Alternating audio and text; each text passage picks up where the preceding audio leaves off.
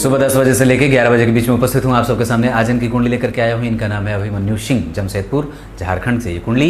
इनका date of birth है 25 जुलाई 1984, 14:05। इस आधार पर ये कुंडली वृश्चिक लग्न की बनती है। ध्यान से समझिएगा, ये मूलतया ये राशि यहाँ की है। जीवन में समस्याएं आ सकती हैं। लग्न के अधिपति उच्च के शनि के साथ बैठे हैं, जो वृश्चिक लग्न की कुंडली के लिए बहुत अच्छे नहीं होते। क्लियर है?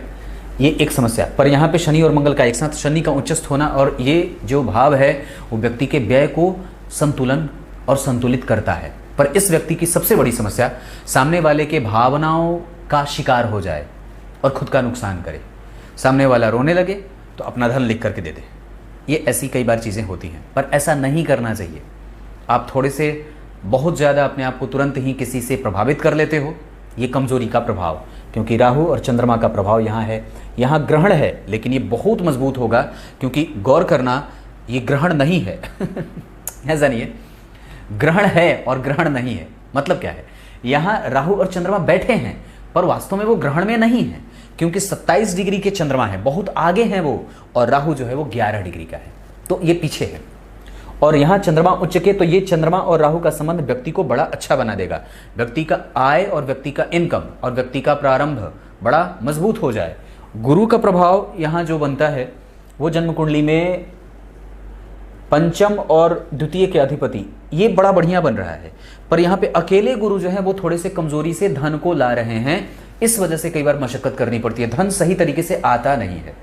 और गौर करना तो लाभ के अधिपति जो दशम में बैठ रहे हैं, ये महाभाग्यशाली योग बना रहे हैं, जिसपे गुरु की दृष्टि है। लाभ का कारक लाभ को तो नहीं देख रहा, वहां से केंद्र में है, लेकिन लाभ के अधिपति को लाभ के कारक गुरु ने देखा है, 5वीं नहीं 9वीं दृष्टि से। क्लियर है?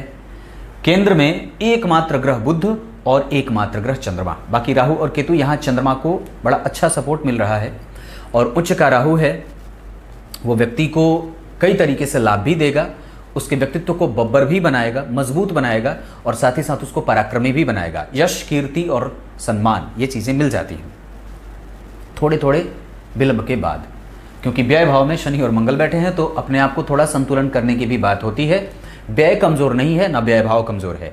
वहां मंगल भी बैठे हैं, जो कि जन्म कुंडली के रोगेश होते हैं। तो वस्तुतः यहाँ का अधिपति अगर घूम करके वापस इसको देखे तो प्रतियोगिताओं में और जीवन के विपरीत परिस्थिति को व्यक्ति कई बार बड़ा अच्छा बना लेता है, और उसको भी सही तरीके से, आपके पास इतनी क्षमता है कि आप विपरीत गई चीजों को भी मोड़ करके अपनी तरफ ला करके अपने इस्तेमाल करिए। आपकी कुंडली में योग्यता है, आप उसको कितना बना रहे हो अब ये अलग बात है।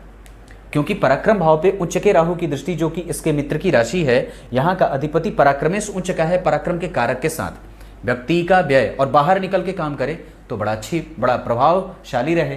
मंगल लग्न के अधिपति बाहर, और जरा गौर करना तो यहाँ मंगल जो है वो जन्म कुंडली में लग्नेश को होने के साथ साथ छठे भाव के अधिपति भी हैं। तो छठे भाव के अधिपति और तृतीय भाव के अधिपति, तीसरे और छठे भाव के अधिपति, और वस्तुतः वो चतुर्थ भाव के भी अधिपति होते हैं, तो व्यक्ति को नौकरी आदि में भी लाभ मिलने की संभावनाएं बन रही हैं। सूर्य और शुक्र का यहाँ बैठना, जहाँ इनकी डिग्री अगर मैं देख रहा हूँ तो काफी अंतर में है, वहां पे शुक्र अस्त नहीं होंगे, और बुध अकेले बैठे हैं उच्चाभिलाषी होकर के, और दशम स्थान का बुध व्यक्ति को खुद का व्यापार भी करने वाला बना सकता है। कई बार प्राइवेट नौकरी भी व्यक्ति को करनी पड़ती है, पर वहां पे वो कई बार वो इनपुट नहीं दे पाता है, या कई बार बहुत छोटे पैसों पे भी काम करने की नौबत आती है। अगर व्यक्ति धातुओं का कारोबार करे तो बड़ा अच्छा होगा। अगर कई बार जो मैं चीज समझ रहा हूं उसमें, चूंकि नौमांश कुंडली में सूर्य और चंद्रमा व्यक्ति को कमजोर कर रहे हैं, शुक्र वहां बैठा है, व्यक्ति को सांसारिक उपभोग और उपयोगिता की वस्तु को आसानी से मिलते हुए दिखा रहा है, व्यक्ति को सौंदर्य का प्रेमी बना रहा है। वृश्चिक लग्न का है व्यक्ति, और जन्म कुंडली में चंद्रमा जो है वो मृगशिरा के बैठे हैं, मंगल 12 में बैठा है, इस वजह से ऊर्जा का कई बार हनन और उसमें एक उसकी क्षति भी होती है, ये बात भी दिखती है। भाग्य भाव जन्म कुंडली में चंद्रमा उच्चस्थ होकर के व्यक्ति के पास प्रभाव है भाग्यशाली होने का, उसके पितरों का आशीर्वाद उसके साथ है, उसका भाग्य उसके साथ है, उसका प्रभाव उसके साथ है। और सबसे बड़ी बात है कि व्यक्ति के प्रत्येक चीज में उसका जो भक्ति से युक्त होकर के होना, या धर्म का होना, पुरोधा होना, धर्म से युक्त होकर के क्रियात्मक रूप से जो चीजें होती हैं वो धर्म से संलग्न होती हैं, उससे जुड़ी होती हैं, वो चीज ठीक है। धर्म भाव के अधिपति के साथ अगर राहु का संबंध हो तो वो और भी व्यक्ति को दानी पौराणिक, धर्म का पाठ पढ़ने वाला और अपने आप को हमेशा ही धर्म से जोड़ करके आगे बढ़ने वाला होता है। गौर करें तो जन्म कुंडली के अष्टम भाव के अधिपति बुध का दशम में जाकर के कर्म क्षेत्र को थोड़ी बहुत कमजोरी और परेशानी में रखते हुए यहाँ के अधिपति का धर्म में जाना, भाग्य में जाना, यह धर्म कर्माधिपति योग बनाता है। शुक्र जो जन्म कुंडली में होते हैं 12वें के अधिपति, जहाँ खुद के घर में खुद के मित्र को स्थापित किया और लग्नेश को बल जगह दे करके खुद भाग्य को कमजोर कर रहा है। सूर्य यहाँ बैठे हैं, व्यक्ति को कई बार अपने भाइयों से मशक्कत भी होती है, उनके साथ नानुकुर वाली बात भी होती है, उनके साथ व्ययात्मक संबंध भी होते हैं, ये बात भी देखने में बनती है। और अगर बात करते हैं तो इस भाव को कि इस कुंडली में भाव को, तो सबसे पहले तो सप्तम स्थान बड़ा अच्छा बना, उसके बाद भाग्य भाव भी थोड़े बहुत कमजोरी के साथ अच्छा बन रहा है। दशम स्थान भी ठीक बन रहा है क्योंकि यहाँ पे जो ग्रह बैठा है वो लाभ का अधिपति है, दशम में बैठ रहा है, ये महाभाग्यशाली योग और बड़ा अच्छा बना रहा है। केंद्र में उच्च का चंद्रमा, ये बहुत अच्छी बात है। गुरु और चंद्रमा का षडाष्टक में होना, ये कमजोरी वाली बात है। शनि का 12वें भाव में जा करके मजबूत होना, ये व्यक्ति के बाह्य पक्ष को और बाह्य व्यक्तित्व को बड़ा बेहतर बना रहे हैं। व्यक्ति समाज में जाए, समाज से मिले, और ये धन के कमजोर होने का भी कभी कभी प्रभाव दिखा रहे हैं क्योंकि यहाँ पे ये भाव वस्तुतः मजबूत नहीं है, थोड़ा कमजोर है और कई बार ये धनहीन भी बना देता है जीवन में। ये अब गुरु की दशा में ये विशेष होते हैं।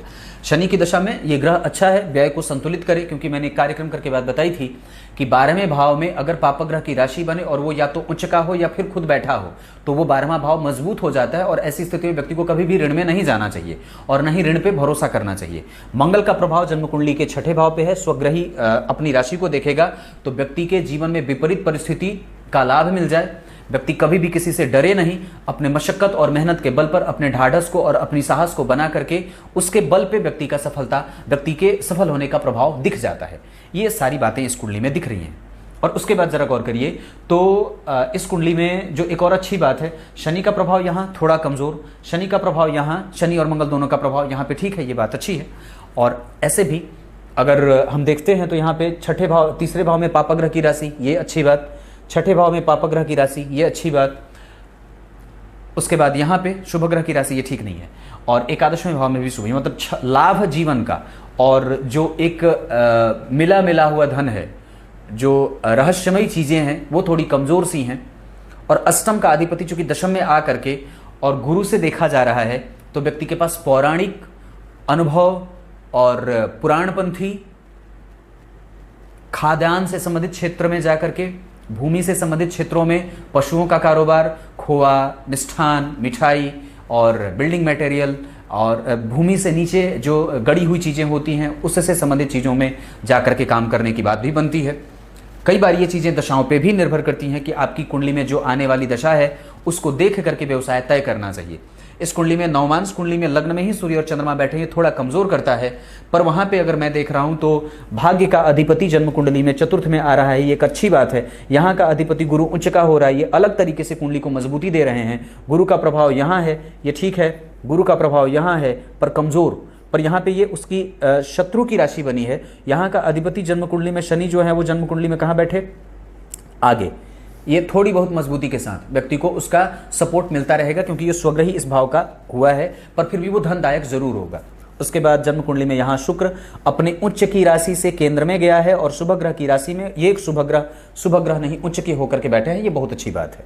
यहाँ मंगल और बुध का बैठना, चंद्रमा और मंगल का नवम पंचम का संबंध, ये बहुत अच्छी बात। मंगल का जन्म कुंडली के विदेश भाव को देखना, जहाँ का अधिपति दाम्पत्य के लग्न में आकर के थोड़ा सा प्रभाव को कमजोर भी कर रहा है। लेकिन क्योंकि 12वें का अधिपति अगर लग्न में आए और सूर्य और चंद्रमा अगर जन्म कुंडली के लग्न में आ रहे हों तो कई बार वहां पे ब्लैंक हो जाती हैं चीजें और रिलेशनशिप में कई बार कमजोरी भी उभरते देखी जाती है। इस वजह से आपको हमेशा ही सजग रहने की आवश्यकता बनेगी। यहाँ पे आने के बाद अगर मैं और भी निकट से इस कुंडली को समझने का प्रयास करूं तो चंद्रमा मंगल के नक्षत्र में व्यक्ति के पास ऊर्जा है और चूंकि जिस नक्षत्र में चंद्रमा बैठे हैं उसका अधिपति 12वें है और शनि और मंगल जन्म कुंडली के 12वें भाव को कई बार व्यक्ति को फंसाने का काम भी करते हैं, इससे बचना होगा।